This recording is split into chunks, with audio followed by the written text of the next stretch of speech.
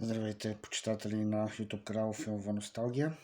Както бях споменал в предишното видео, ако сте го гледали, получих няколко допълнителни пратки, които възнамерявам сега да отворя пред вас и да видим заедно как стоят нещата вътре. Това е нещо, което наскоро купих от ZomBG, но на Blu-ray, тъй като DVD-то беше изчерпано количество. Но наскоро видях, че го бяха заредили и просто трябваше да го взема за моята DVD колекция. Хари Потър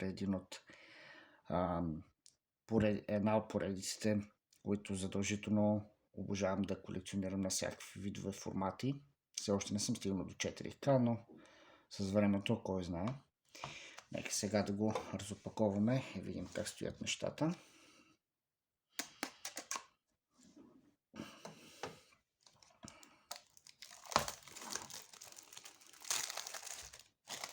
Имам, разбира се, и английско DVD издание на серията, което също има български субтитри, но българското издание най-си ми допада.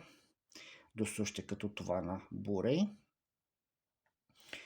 Тук отстрани имаме надписа на филма и Хари Потър. Отзад изглежда по този начин.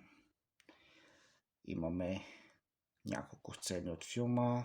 Тук се виждат бонус материалите. Информация за филма. Нещо, което Blu-ray изданието нямаше. Отзад нямаше тези сцени от филма. Така. И ето ги. DVD дискът. Този с бонусите. Досущ като английското издание. Има си даже техните знаци. Но тъй като това издание има български субтитри, явно било по-лесният начин да бъде направено. Но пък изглежда готино и на този етап ми остават първите 3 филма да добавя обратно в колекцията, които са по-трудно откриваеми от гледна точка на това колко са запазени и тяхното състояние, но ще се оглеждам и това ще е едно от следващите ми задачи.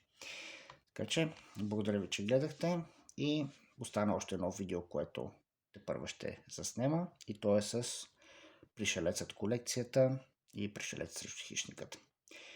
Приятно гледане и до скоро!